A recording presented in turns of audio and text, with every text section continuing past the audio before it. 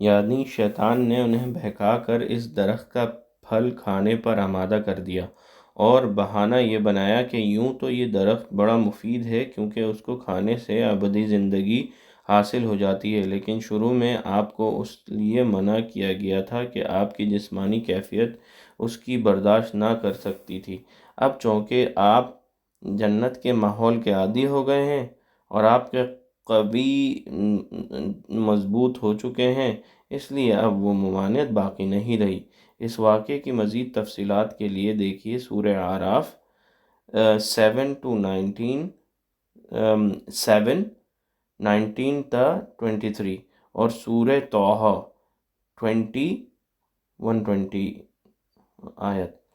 مطلب یہ ہے کہ اس واقعے کے نتیجے میں آدم علیہ السلام اور ان کی اہلیہ کو جنت سے اور شیطان کو آسمانوں سے نیچے زمین پر اترنے کا حکم دے دیا گیا تھا۔ ساتھ ہی یہ بھی بتا دیا گیا تھا کہ انسان اور شیطان کے درمیان رہتی دنیا تک دشمنی قائم رہے گی،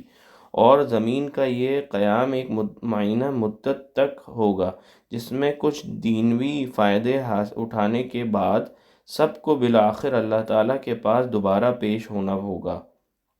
جب آدم علیہ السلام کو اپنی غلطی کا احساس ہوا تو وہ پریشان ہو گئے، لیکن سمجھ میں نہیں آ رہا تھا کہ اللہ تعالیٰ سے کن الفاظ میں معافی مانگے،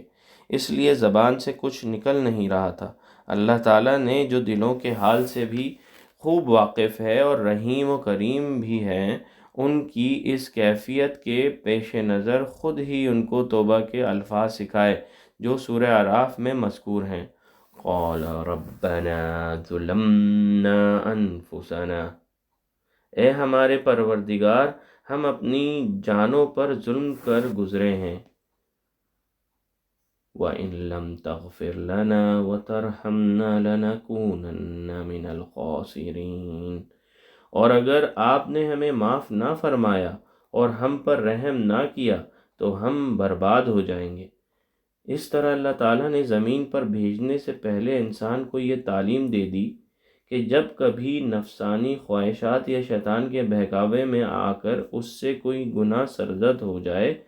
تو اسے فوراً اللہ تعالیٰ سے توبہ کرنی چاہیے، اور اگرچہ توبہ کے لیے کوئی خاص الفاظ لازم نہیں ہیں، بلکہ ہر وہ جملہ جس میں اپنے لیے پر ندامت اور آئندہ گناہ نہ کرنے کا ارادہ شامل ہو، اس کے ذریعے توبہ ممکن ہے، لیکن چونکہ یہ الفاظ خود اللہ تعالیٰ کے سکھائے ہوئے ہیں، اس لیے ان الفاظ میں توبہ کرنے سے قبولیت کی زیادہ امید ہے۔ یہاں یہ بات بھی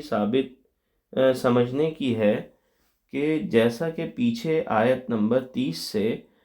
واضح ہوتا ہے، اللہ تعالیٰ نے شروع ہی سے آدم علیہ السلام کو زمین پر اپنا نائب بنا کر بھیجنے کے لیے پیدا فرمایا تھا، لیکن زمین پر بھیجنے سے پہلے انہیں جنت میں رکھنے اور اس کے بعد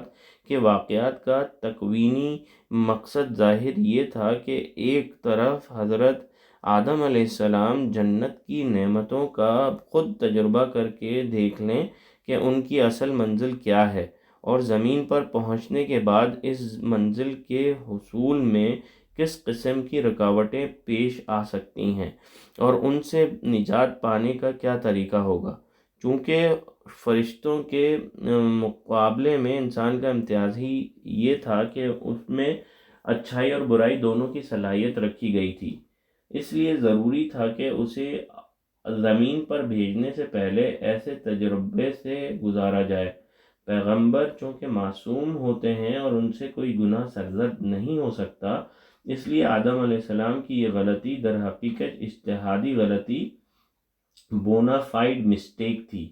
یعنی سوچ کی یہ غلطی کہ اللہ تعالیٰ کے حکم کو شیطان کے بہکانے سے ایک خاص وقت تک محدود سمجھ لیا، ورنہ اللہ تعالیٰ کی کھلی نافرمانی کا ہرگز ان سے تصور نہیں کیا جا سکتا تھا۔ تاہم چونکہ یہ قصور بھی اپنے پیغمبر کے شایع نشان نہ تھا، اس لیے اسے بعد آیت میں گناہ یا حکم عدولی سے تعبیر کیا گیا ہے اور اس پر توبہ کی تلقین فرمائی گئی ہے۔ ساتھ ہی زیر نظر آیت میں یہ بھی واضح کر دیا گیا ہے کہ اللہ تعالیٰ نے ان کی توبہ قبول فرما لی اور اس طرح اس عیسائی عقیدے کی تردید فرما دی گئی ہے جس کا کہنا ہے کہ آدم علیہ السلام کا یہ گناہ ہمیشہ کے لیے انسان کی سرشت میں داخل ہو گیا تھا، جس کے نتیجے میں ہر بچہ ماں کے پیٹ سے گناہگار پیدا ہوتا ہے، اور اس مشکل کے حل کے لیے اللہ تعالیٰ کو اپنا بیٹا دنیا میں بھیج کر اسے قربان کرنا پڑا تاکہ وہ ساری دنیا کے لیے کفارہ بن سکے۔ قرآن کریم نے دو ٹوک الفاظ میں اعلان فرما دیا کہ اللہ تعالیٰ نے ان کی توبہ قبول فرما لی تھی، اس لیے نہ وہ گناہ باقی رہا تھا، نہ اس کے اولاد آدم کی طرف منتقل ہونے کا کوئی سوال ہے، کیونکہ اللہ تعالیٰ کے